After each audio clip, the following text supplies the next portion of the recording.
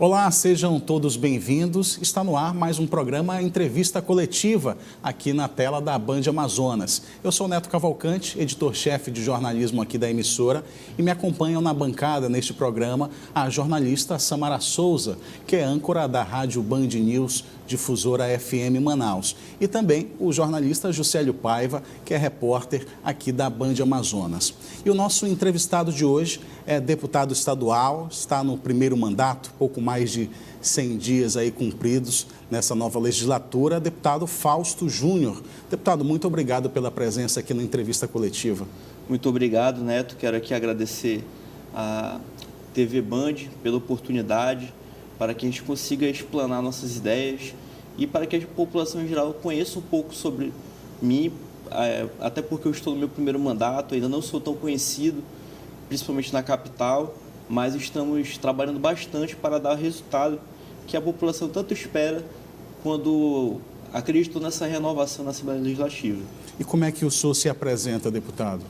Me apresento como Fausto Júnior, sou o deputado mais jovem da Assembleia Legislativa, tenho 26 anos de idade e minhas bandeiras principais é o interior do estado e as partes periféricas de Manaus. Nós temos à frente da Comissão de Assuntos Municipais e Desenvolvimento Regional, nós temos várias bandeiras e várias lutas para que a gente consiga identificar, principalmente dos municípios, as suas principais matrizes econômicas para que eles se tornem menos dependentes de Manaus e do governo do estado, das prefeituras, para que a população consiga gerar emprego e renda também no interior do estado e conseguirmos desenvolver também as zonas periféricas de Manaus, que nós observamos vários problemas sociais, de saneamento básico, problemas de tráfico de drogas, enfim, várias questões. Realmente é um campo muito amplo para se trabalhar nessa comissão. Nosso trabalho, apesar de pouco tempo, nós temos conseguido vários resultados e eu acredito que a população merece saber um pouco desse trabalho para que também saiba onde depositou sua confiança quando foi nas urnas. E o que o senhor destaca nesses seus primeiros 100 dias aí de mandato? Então, procuramos fazer um mandato, Neto, propositivo. Eu sempre acreditei na ideia de que um deputado que apenas denuncie os problemas da sociedade, ele está até na posição errada, ele poderia ser jornalista, porque o jornalista ele é quem poderia provocar. O deputado, a população espera do político a solução, não espera apenas a denúncia, espera a denúncia, mas com a solução. Então, eu acredito que a proposta é o principal papel do político, não somente do deputado, seja qual for a sua posição, vereador, seja qual for a sua posição. Então, nós apresentamos algumas sugestões, alguns requerimentos à administração pública em vários sentidos. Por exemplo, na questão da saúde pública, eu até pegando um pouco de carona na ideia que foi aplicada com muito sucesso em São Paulo, nós propomos que fosse realizado aqui em Manaus também o Corujão da Saúde, que consiste na parceria com as clínicas privadas, na realização de exames pelo SUS durante a madrugada, uma vez que nós sabemos da grande fila que existe para a realização de exames por parte dos hospitais e clínicas públicas. Então, essa parceria, uma vez que as clínicas privadas não funcionam durante a madrugada, nós poderíamos usar a sua estrutura para desafogar essa grande demanda que existe hoje na saúde pública do nosso estado. Outra ideia também, já entrando no âmbito da segurança pública, nós temos a informação de que existem os registrados, 2.500 assaltos por ano nos ônibus de Manaus. Isso eu falo de registrados porque a maioria das pessoas sequer faz o boletim de ocorrência, porque sabe que dificilmente vai ter frutos, com esse boletim de ocorrência. Então, a nossa sugestão, primeiro, é que o boletim de ocorrência dê resultado. De que forma? A instalação de câmeras dentro dos ônibus, a fim de facilitar a identificação dos bandidos, das pessoas que cometem assaltos, que cometem crimes. E a outra ideia, em conjunto com essa ideia da implantação de câmeras, é a da instalação de botões de pânico dentro dos ônibus. Esses botões ficariam ao alcance de forma escondida dos cobradores e dos motoristas de ônibus. Eles apertando esse botão, acionaria a viatura mais próxima e, de repente, essa viatura poderia interceptar esse ônibus e, de repente, fazer uma prisão em flagrante. Então, essas são algumas das ideias que nós estamos propondo por meio de requerimentos, junto à Secretaria de Segurança, junto à Secretaria de Saúde, que foi o caso da ideia do Corujão da Saúde, e nós estamos atentos às ideias que estão sendo implementadas nos outros estados para que a gente consiga aquilo que for bom trazer para Manaus e aquilo que a gente, junto com a nossa assessoria e também em parceria com outros deputados, com prefeitos do interior, com lideranças em geral, a gente consiga fazer para melhorar de fato a vida das pessoas.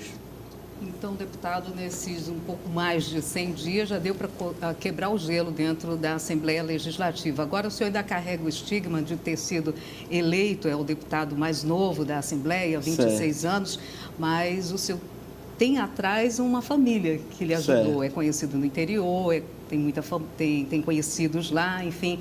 Carrega esse estigma lá dentro também da Assembleia? Então, a minha família Rodrigues, também uma parte da família Lins também, é uma questão de conhecimento. A gente não pode negar nossas raízes que vêm do interior. 70% dos meus votos vieram do interior. Então eu pude visitar mais de 30 municípios durante a minha campanha eleitoral e agora, somente nesse ano como mandato, já visitei 12 municípios. Então a questão do interior é fundamental na minha atuação como deputado.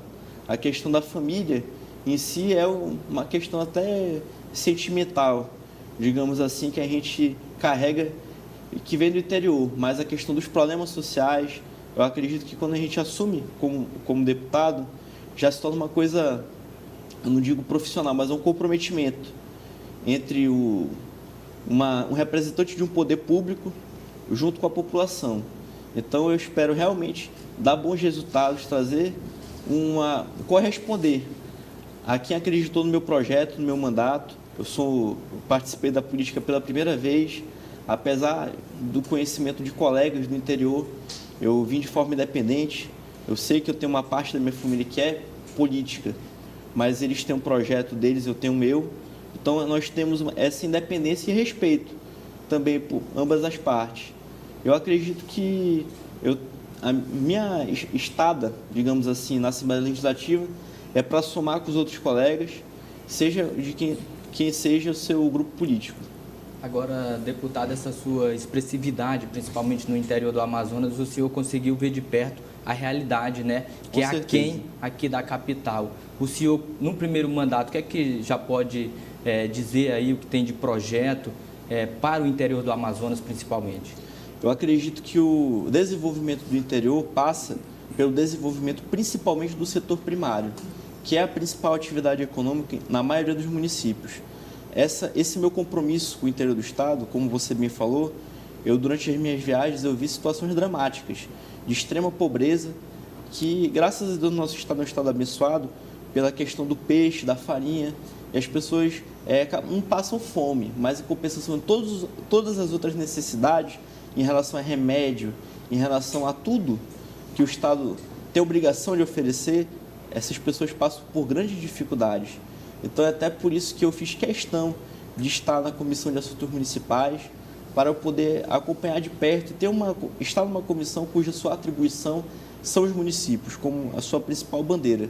Eu, inclusive, mudei a nomenclatura dessa comissão, que antigamente era Assuntos Municipais e Revisão Territorial, para Assuntos Municipais e Desenvolvimento Regional. Eu acredito que, dessa forma, nós iremos expandir as atribuições dessa comissão.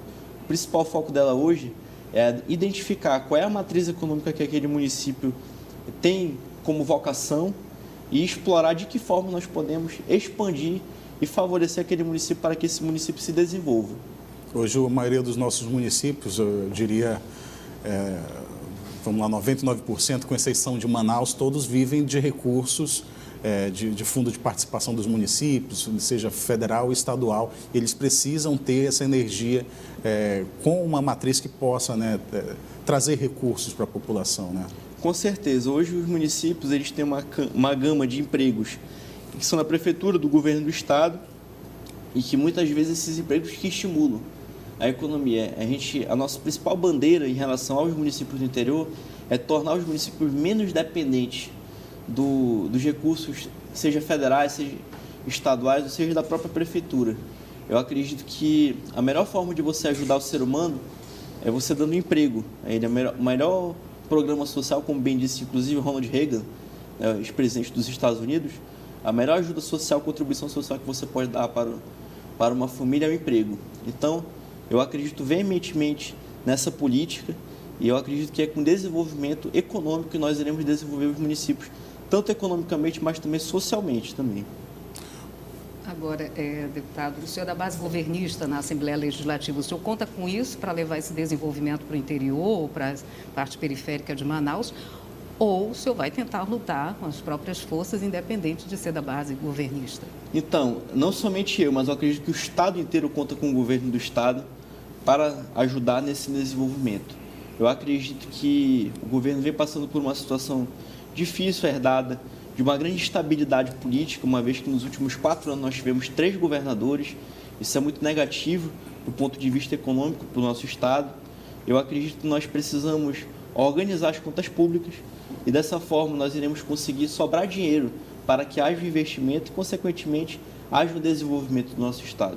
Eu acredito que é necessário que a população esteja empenhada também em cobrar da parte pública, eu me encaixo nisso também, e cobrar da minha pessoa também como deputado, já que a gente está diferenciando o governo e a minha atuação como deputado, eu me sinto na obrigação de ser cobrado também, porque eu venho de uma primeira eleição, eu venho de uma eleição em que meu discurso é aquele, que é muito fácil você enganar alguém uma vez, mas a segunda vez é mais difícil. Então, se eu prometi que a renovação é a solução, durante a minha campanha eu tenho que provar isso agora. Então é por isso que eu me coloco à disposição de colocar a minha cara tapa, inclusive, não somente a do governo, porque todos nós estamos nesse barco que foi da renovação, de colocar a nossa cara tapa de mostrar o resultado da confiança que a população depositou em nós nas urnas. Deputado Fausto Júnior, o Entrevista Coletiva faz um intervalo. Daqui a pouco a gente volta para perguntar mais sobre o deputado, também é membro da CPI dos combustíveis. A gente vai tratar desse assunto logo após o intervalo.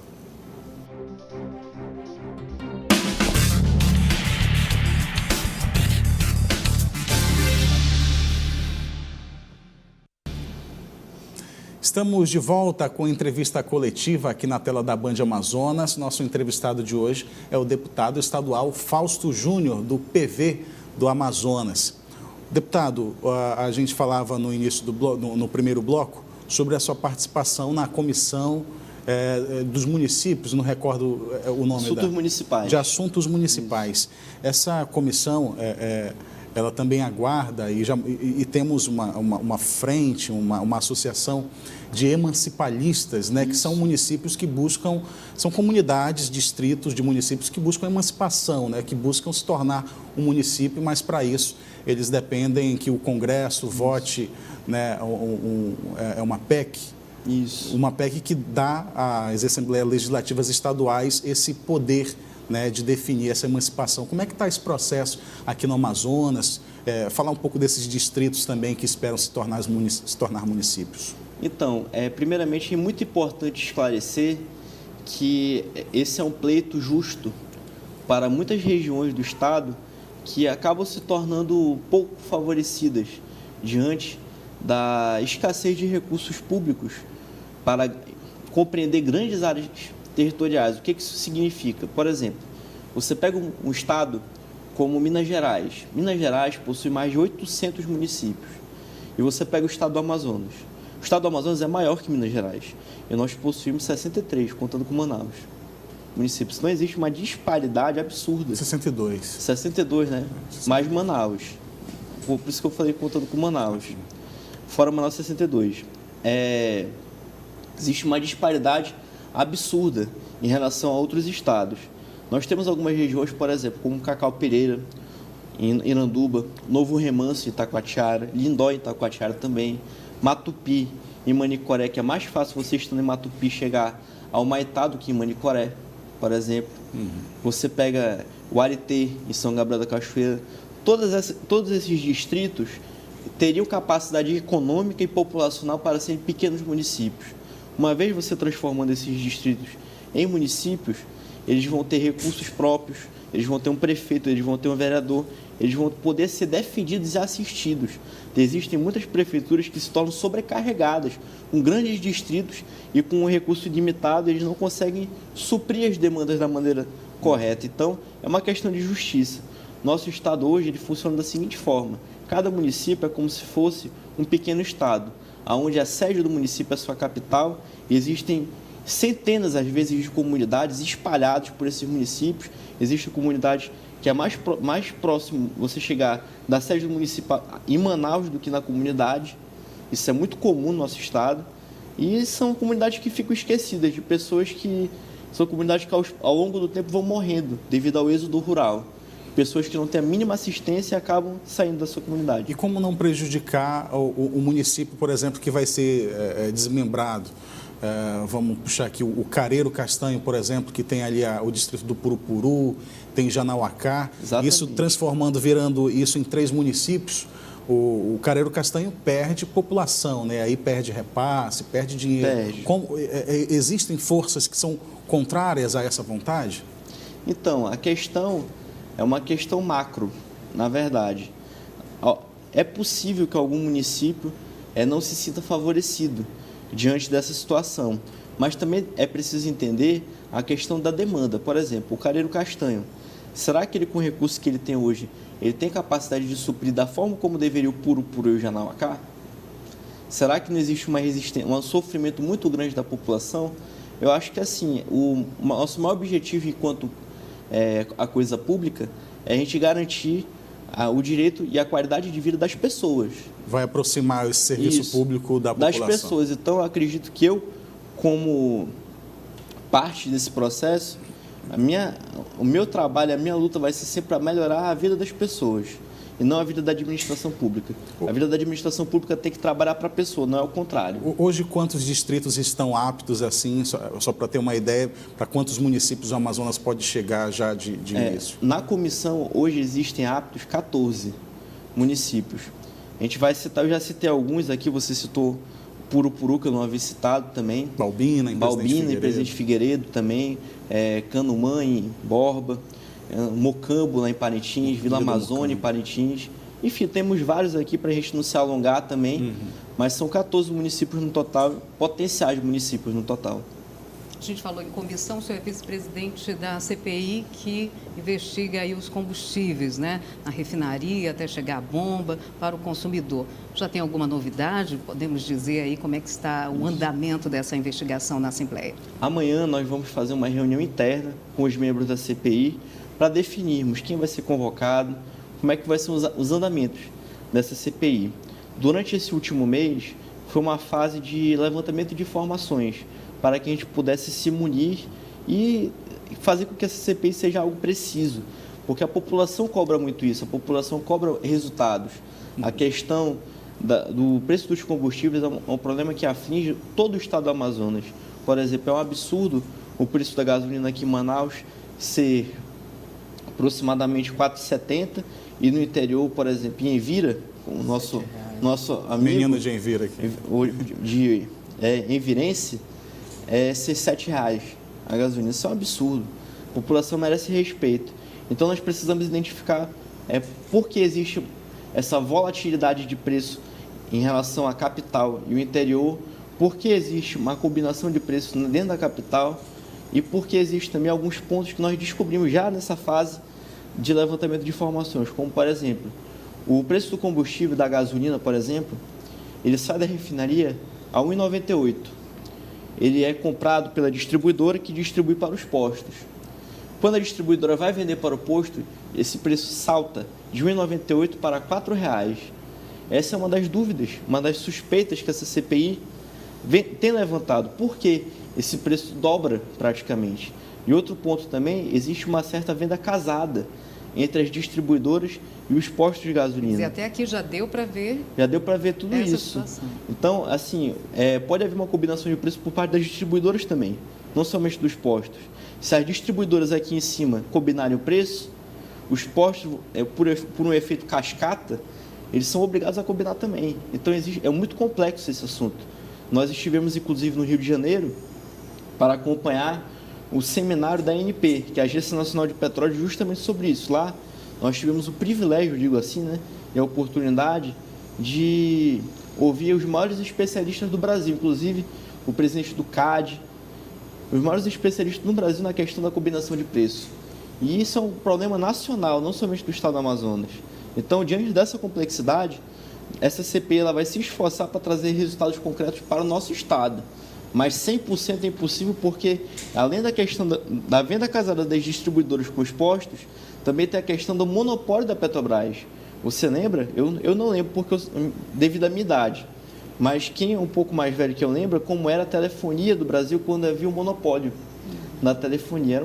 Era péssimo o sistema. Enquanto não for livre esse mercado, essa já é a minha opinião como deputado, enquanto não tornar livre o mercado de combustíveis, o preço da gasolina vai se manter alto. É um absurdo que a gasolina produzida pela Petrobras custe mais barata na Argentina do que no próprio Brasil. Isso é um absurdo. Agora, deputado, queria só mudar um pouquinho de assunto, mas também que está pegando fogo, é um assunto do momento, é a situação dos professores que brigam aí pelo reajuste de 15%, né? Desde o início do ano, os policiais civis ganharam a database, os militares ganharam as promoções, mas os educadores, não só da capital, mas também do interior, não ganharam nada e até o momento não tiveram um acordo aí com o governo. Certo. Como é que, e eles foram pedir ajuda, inclusive, lá dos parlamentares na Assembleia, né? Nessa semana. Como é que o senhor vê essa situação aí deles que já brigam há mais de um mês aí pelo reajuste? Existe uma informação que eu não vou dizer que é errada, mas digamos que ela tenha sido suprimida, que é a informação de que eles ainda não ganharam nada. Em janeiro agora, obtiveram um aumento de 9,70% da database que foi acordado no governo passado. Governo passado. Se somada com a proposta de agora, de 4,74%, vai chegar a 14%. Então, de um ano, já foi 15% ano passado aproximadamente, mais 14% eu posso estar enganado no valor de reajuste do ano passado. Importante frisar isso. Mas chega aproximadamente em 2 anos a 30% de aumento. Então, isso precisa ser levado em consideração também. Em relação ao pleito deles, é um pleito justo. Eu quero aqui parabenizar, inclusive, a iniciativa deles de se movimentarem, de buscarem pelos seus direitos, mas é preciso também responsabilidade em acreditar naquilo que é verdade, nos números corretos, porque muitas vezes existem números que não são tão reais quanto os que são praticados. E na hora da gente dar o retorno, a gente trabalha com a realidade, não com um discurso, e não com o que é falado. Então, eu acredito que essa greve hoje, ela já está no momento de conclusão dela. Nós temos conversado de forma incansável, inclusive. Eu mesmo participei de uma reunião junto com o governo do estado que durou mais de 5 horas, com todos os representantes dos movimentos sindicais que representam os professores nesse ato. Eu acredito que essa greve está chegando no fim com uma grande vitória para os professores. Nós, além da questão do reajuste da database, nós iremos aumentar também o auxílio localidade. Os professores vão praticamente dobrar o auxílio localidade, que é um valor que é o mesmo valor há 23 anos. O governo do estado, em apenas 4 meses, vai conseguir dobrar esse valor. Nós iremos revisar também a questão do plano de saúde, uma coisa que eu tenho defendido, a extensão desse plano para os municípios também, porque quando foi feito o contrato, ele só compreendeu Manaus. E esse plano é pago no interior todo também, além dos professores de Manaus. E não existem unidades de saúde para atender os beneficiados por esse plano no interior. Então, o interior que mora em Evira, por exemplo, ele vai ter que se deslocar para Manaus para receber uma consulta. Não vale a pena. Ele está recebendo pelo serviço e não usufrui do serviço. Então, tudo isso o governo se comprometeu a revisar. Eu acredito que os professores vão ter uma grande vitória nisso, não somente na questão do reajuste, mas também nesses outros pontos também. O senhor acredita que dentro da Assembleia ainda é possível que essa negociação gere mais benefícios para os professores do que está agora nesse projeto, nessa proposta do governo? Com certeza. Essa proposta, essa mensagem governamental que o governo enviou, ela estende muito mais do que o início, porque o início, os professores se ateram somente na questão do reajuste salarial. Nós já invadimos na questão do auxílio localidade, na questão do plano de saúde, na questão do vale transporte. Então, há uma evolução. Agora, nós precisamos também ter responsabilidade com as contas públicas. Como eu falei no início, nós saímos de uma instabilidade política grande, saímos de uma crise financeira que assolou todo o Brasil, e nós precisamos organizar as contas públicas para que a gente consiga o Estado saudável do ponto de vista financeiro, consiga trazer investimentos dessa forma, trazer o desenvolvimento para o nosso Estado. Deputado, quero desde já agradecer aqui ao Juscelio Paiva pela participação na entrevista coletiva, também a Samara Souza. O nosso tempo está chegando ao final. Eu peço que o senhor, em um minuto, consiga falar com a gente como é que o senhor quer que o seu mandato, esses pelo menos primeiros 4 anos, como é que o senhor quer ser lembrado? Então, eu quero ser lembrado por um deputado atuante e que ter se comprometido realmente com os interesses da população. Eu tenho me esforçado para não ser aquele deputado do ar-condicionado que só fica lá na Assembleia. Eu tenho andado pelas ruas, tenho viajado pelos municípios do interior, conversado com as pessoas para entender os problemas. Então, essa consideração final de como eu quero ser lembrado é muito especial, porque eu quero ser lembrado por alguém que, ainda que não tenha resolvido o problema, mas tenha ajudado a melhorar. Eu quero sair dessa legislatura fazendo o nosso Estado melhor do que quando eu entrei. Muito obrigado, sucesso para o senhor. Muito obrigado e agradeço a Band pela oportunidade.